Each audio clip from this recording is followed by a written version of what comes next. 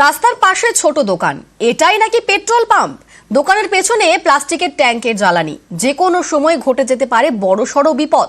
তা সত্ত্বেও বোলপুরে রমরমিয়ে বেআইনি কারবার। নিউজ 18 বাংলার ক্যামেরা দেখেই দোকান কর্মী বাইক নিয়ে হাওয়া।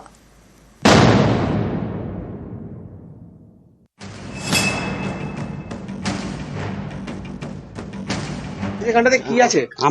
আমি চালাই না। কে চালায়? ও লোক আছে তার। কার লোক? আমি গাড়ি ড্রাইভার, দেখবেন আমি এরকম গাড়ি ড্রাইভার। আপনি তো তেল দিচ্ছিলেন না? দিচ্ছিলাম এই যে। রাস্তার পাশে দোকান, সেই দোকানেই পেট্রোল পাম্প। স্থানীয়রা বলেন মিনি পেট্রোল পাম্প। দোকানের মধ্যে রাখা একটি মাত্র মেশিন, এই মেশিন থেকে দেওয়া হয় পেট্রোল এবং ডিজেল।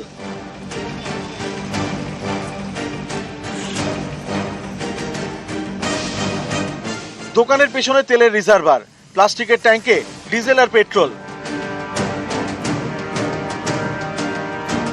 কিভাবে রমরমিয়ে এই বেআইনি কারবার প্রশ্ন করতে দোকান কর্মী বাইক নিয়ে হাওয়া। এটা তো বেআইনি পাম্প, কিভাবে করলেন এখানটায়? এটা তো বেআইনি। কিভাবে করলেন পাম্পটা এখানে? এটা কিভাবে করলেন? কে পারমিশন দিয়েছে আপনাদেরকে? কে পারমিশন দিয়েছে? আপনি কর্মচারী, আপনি তেল বেচেন। আপনার বাড়ি কোথায়? আপনার বাড়ি কোথায়? এখানে কি করছিলেন আপনি? কি করছিলেন এখানটাতে? এখানটাতে কি করছিলেন? কি করছিলেন বলুন? কিসের কর্মচারী আপনি? বীরভূমের শান্তিনিকেতন থানা এলাকার রূপপুর।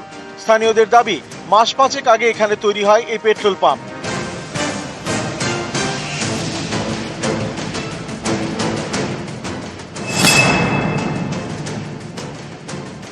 কারো কোনো অনুমতি নেই, তবু রমরমিয়ে ঘরের মধ্যে চলছে পেট্রোল পাম্প। একটাই মেশিন, সেখান থেকে দেওয়া হচ্ছে পেট্রোল এবং ডিজেল। পিছনে প্লাস্টিকের ট্যাঙ্কে জ্বালানি মজুদ, অর্থাৎ নিরাপত্তার নও নেই। যে কোনো সময় বড়সড় দুর্ঘটনা ঘটে যেতে পারে। তা সত্ত্বেও অনেকে এখান থেকেই তেল ভরান, কারণ এটা গ্রামের মধ্যে, দূরে যেতে হয় না। পাম্প করতে গেলে সেখানে তার লাইসেন্স দরকার, তার ট্রেড লাইসেন্স দরকার। এগুলো তো পঞ্চায়েত থেকে নিতে হয়, তা সেগুলো কি পঞ্চায়েত জানে না?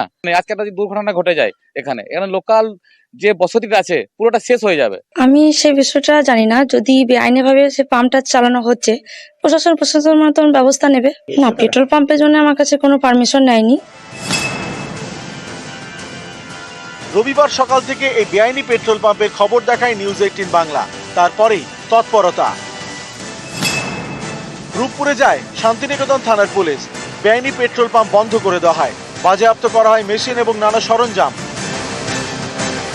বীরভূম থেকে ইন্দ্রজিৎ রুজ, নিউজ 18 বাংলা।